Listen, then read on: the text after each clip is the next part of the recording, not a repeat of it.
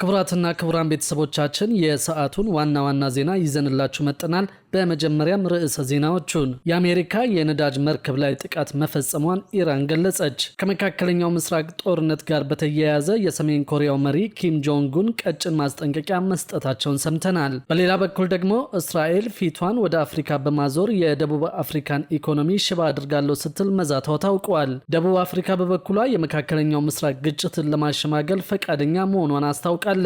ሰላም ቤተሰቦቻችን፣ አሁን የሰዓቱን አዳዲስ መረጃዎች አንድ በአንድ ወደ እናንተ እናደርሳለን። እስከ መጨረሻው አብራችሁን ቆዩ።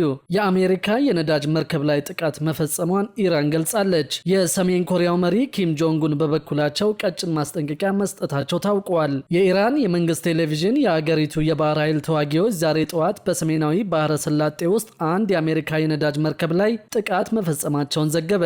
መርከቧ በፋርስ ባህረ ሰላጤ ሰሜናዊ ክፍል በሚሳኤል ተመታለችና በአሁኑ ሰዓት በእሳት እየነደደች ነው ሲል የእስላማዊ አብዮት ዘብ በመንግስት ቴሌቪዥን በሰጠው መግለጫ አስታውቋል። መግለጫው አክለውም በባህረ ሰላጤው መካከል እስከ ህንድ ውቅያኖስ ድረስ የሚዘልቀው የሆርሙዝ ሰርጥ ላይ ሙሉ ቁጥጥር እንዳለው ገልጿል። የኢራን አብዮታዊ ዘብ የሰጠው መግለጫ ትክክለኛነት በሌላ ወገን እስካሁን አልተረጋገጠም። የዩኬ የባህር ንግድ ድርጅት ቀደም ሲል አንድ የጭነት መርከብ ዛሬ ጠዋት በሰሜናዊ ባህረ ሰላጤ በኩዌት የባህር ዳርቻ ላይ መመታቱን ገልጿል። የድርጅቱ መግለጫ አክለውም ከፍተኛ ፍንዳታ መሰማቱንና ቀጥሎም ከአካባቢው አነስተኛ ጀልባ ሲወጣ መመልከቱን አስታውቀዋል። ከጭነት መርከቡ የሚወጣ ነዳጅ ዘይት በውሃው ላይ ይታያል። ይህም በአካባቢው ላይ ጉዳት ሊያስከትል ይችላል። የእሳት አደጋ ስለመድረሱ ግን የተገለጸ ነገር የለም ብለዋል። አክሎም የመርከቧ ሰራተኞች በደህና ሁኔታ ላይ እንደሚገኙ ገልጿል።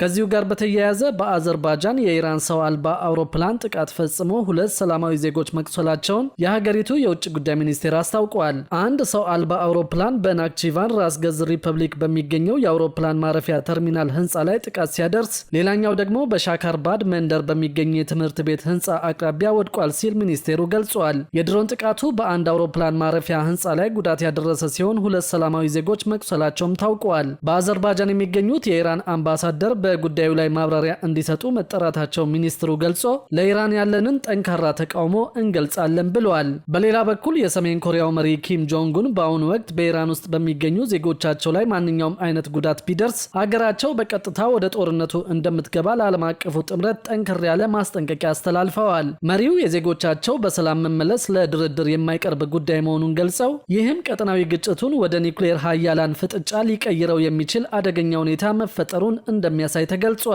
ይህ ማስጠንቀቂያ የተሰማው የእስራኤሉ ጠቅላይ ሚኒስትር ቤንያሚን ኔታንያሁ ኢራን ማለት 50 ሰሜን ኮሪያ ማለት ናት በማለት የቀጠናውን ስጋት ከገለጹ በኋላ ነው። ይህ አባባል በተፋላሚ ወገኖች መካከል ያለውን ጥልቅ የርዕዮተ ዓለም ልዩነት በግልጽ እንደሚያሳይ ተነግሯል። ሩሲያ በበኩሏ ከቴህራን መሪዎች ጋር ያላትን ግንኙነት በመቋረጡ የኢራንን የኒውክሌር ጣቢያዎች ለመቆጣጠር ዝግጅት እያደረገች መሆኑ ተሰምቷል። ከዚሁ ጋር በተያያዘ በቱርክ የሚገኘው የኔቶ የአየር መከላከያ ስርዓት የባሊስቲክ ሚሳይል ካከሸፈ በኋላ በከፍተኛ ጥንቃቄ ላይ እንደሚገኝ ተነግሯል። በአሁኑ ወቅት ኦፕሬሽን ኤፒክ ፉሪ ከቀጠናዊ ጣልቃ ገብነት ወደ ዓለም አቀፋዊ ግጭት የመሸጋገር አዝማሚያ እያሳየ ይገኛል። በኢራን የሚገኙ የሰሜን ኮሪያ ዜጎች ጉዳይ ለዚህ ግዙፍ ጦርነት መቀስቀሻ ሊሆን እንደሚችልም እየተሰጋ ይገኛል። በሌላ በኩል ደግሞ እስራኤል ፊቷን ወደ አፍሪካ በማዞር የደቡብ አፍሪካን ኢኮኖሚ ሽባ አድርጋለሁ ስትል መዛቷ ታውቋል። ደቡብ አፍሪካ በበኩሏ የመካከለኛው ምስራቅ ግጭትን ለማሸማገል ፈቃደኛ መሆኗን አስታውቃለች። በመካከለኛው ምስራቅ የተቀሰቀሰው ግጭት አድማሱን እያሰፋ አሁን ደግሞ ወደ ዲፕሎማሲያዊና ኢኮኖሚያዊ ጦርነት መሸጋገሩ ታውቋል። በዚህም መሰረት እስራኤል የደቡብ አፍሪካን ኢኮኖሚ ሽባ እንደምታደርገው በይፋ ዝታለች። የደቡብ አፍሪካ በአሜሪካ እስራኤልና ኢራን መካከል ላስታርቅ ማለት ለዚህ ቁጣ ምክንያት ሆኗል ተብሏል። እስራኤል በደቡብ አፍሪካ ላይ እጅግ ጠንካራ የተባለ ማስጠንቀቂያም የሰጠችው በዚህ ምክንያት እንደሆነ የታወቀው የቴል አቪቭ ባለስልጣናት ደቡብ አፍሪካ የምትከተለው ጸረ እስራኤል አቋም ዋጋ ያስከፍላታል ሲሉ ገልጸዋል። እስራኤል የሀገሪቱን ኢኮኖሚ ሙሉ በሙሉ ሽባ የሚያደርጉ እርምጃዎችን እንደምትወስድ ማስታውቃለች። ይህ ከፍተኛ ውጥረት የተቀሰቀሰው ደቡብ አፍሪካ በኢራን በአሜሪካና በእስራኤል መካከል እየተካሄደ ባለው የከረረ ግጭት ውስጥ እርቅ ለማውረድና ለማስታረቅ ፈቃደኝነቷን ካሳየች በኋላ ነው። ሆኖም እስራኤል ይህንን ጥረት እንደ ቅንነት ሳይሆን ለኢራን እንደመወገንና ለራሷ እንደ ጠላትነት ተመልክተዋለች ተብሏል። የፖለቲካ ተንታኞችም ደቡብ አፍሪካ ያልታሰበ ጥይት እየደረሳት እንደሆነ ገልጸዋል። በሁለቱ ሀገራት መካከል ያለው ግንኙነት ቀደም ብሎ በሄግ ዓለም አቀፍ ፍርድ ቤት በነበረው ክስ ሳቢያ ሻክሮ የቆየ ሲሆን አሁን ደግሞ እስራኤል በኢኮኖሚ ዘርፍ ቀጥተኛ ጥቃት ለመሰንዘር መወሰኗ ሁኔታውን ይበልጥ አሳሳቢ አድርጎታል መባሉ ተገልጿል። የደቡብ አፍሪካው ፕሬዝዳንት ሲሪል ራማፎሳ ሀገራቸው ከተጠየቀች የመካከለኛው ምስራቅ ግጭትን ለማሸማገል ፈቃደኛ ነች ብለዋል።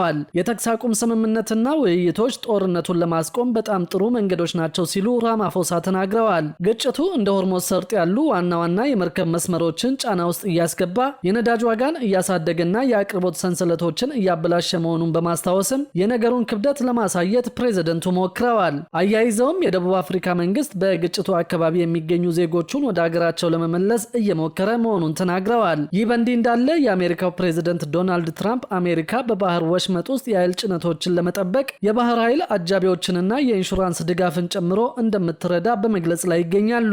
ኢራን በሆርሙዝ ሰርጥ ላይ ጥቃት መፈጸም መጀመሯን ተከትሎ የነዳጅ ዋጋ እየጨመረ ሲሆን መርከቦች ለጭነት የሚያስከፍሉት ዋጋም በከፍተኛ ደረጃ መጨመሩን የታወቀው። ይህንን ተከትሎም በአንዳንድ ሀገራት የነዳጅ ዋጋ እየጨመረ ሲሆን የሸቀጦች ዋጋም በዚሁ ልክ ይጨምራል ተብሎ እንደሚጠበቅ የኢኮኖሚ ባለሙያዎች ገልጸዋል።